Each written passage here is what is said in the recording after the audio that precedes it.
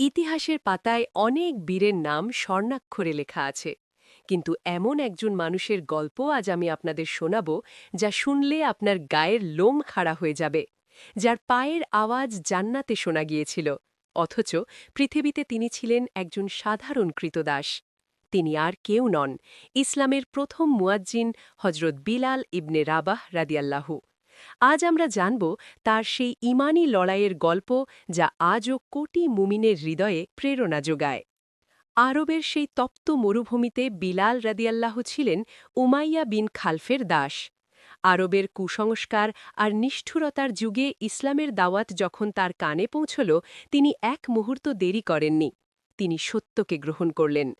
কিন্তু সেই যুগে একজন দাসের জন্য ইসলাম গ্রহণ করা মানে ছিল সাক্ষাৎ মৃত্যুকে আলিঙ্গন করা।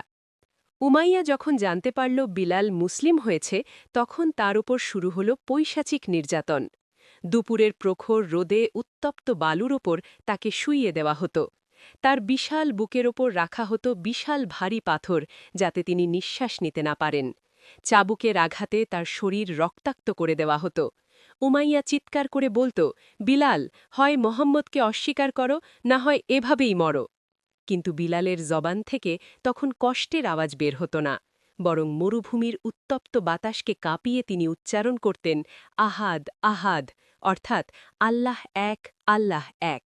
সেই মহানুভবের ঈমান পাথরের চেয়েও শক্ত ছিল। অবশেষে হজরত আবু বকর বিপুল মূল্যের বিনিময়ে বিলালকে কিনে নিয়ে মুক্ত করে দিলেন। বিলাল হলেন মুক্ত বাতাসের মানুষ। তিনি ছুটে গেলেন প্রিয় নবী মুহাম্মদ সাল্লাল্লাহু আলাইহি ওয়াসাল্লামের দরবারে। রাসূল তাকে অত্যন্ত ভালোবাসতেন। মদিনায় যখন হিজরত করলেন, তখন মুসলমানদের নামাজের জন্য ডাকার প্রয়োজন দেখা দিল। পরামর্শ হল কিভাবে ডাকা যায়। কেউ বলল ঘণ্টা বাজাতে, কেউ বলল আগুন জ্বালাতে। কিন্তু রাসূল বেছে নিলেন সেই কণ্ঠকে, যা নির্যাতনের মুখেও আল্লাহ নাম ভুলে যায়নি। মদিনার আকাশে প্রথম আজান ধ্বনিত হল। বিলাল রাদিয়াল্লাহু কাবার ছাদের ওপর বা উঁচু স্থানে দাঁড়িয়ে যখন তার দরাজ কণ্ঠে বললেন, আল্লাহু আকবার, আল্লাহু আকবার, তখন পুরো মদিনার মানুষ থমকে দাঁড়িয়ে গিয়েছিল। সাহাবীদের চোখে ছিল আনন্দাশ্রু। যে বিলালকে একদিন মরুভূমিতে অপমান করা হয়েছিল, আজ তিনিই ইসলামের কণ্ঠস্বর।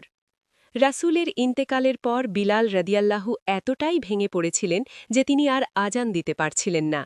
আজানে যখন বলতেন আশহাদু আন্না মুহাম্মাদার রাসূলুল্লাহ, তখন কান্নায় তার কণ্ঠ রুদ্ধ হয়ে যেত।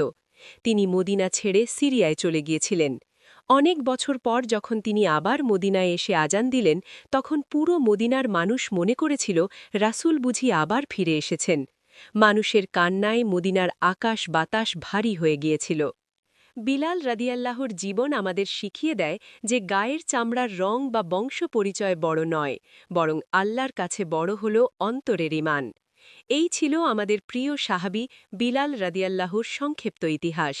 ভিডিওটি ভালো লাগলে শেয়ার করবেন এবং ইসলামের এমন আরও অজানা ও ঐতিহাসিক কাহিনী জানতে আমাদের ইসলামিক জীবন ও ইতিহাস চ্যানেলে সাবস্ক্রাইব করে রাখুন। দেখা হবে পরবর্তী ভিডিওতে। আসসালামু আলাইকুম ওয়া রাহমাতুল্লাহ।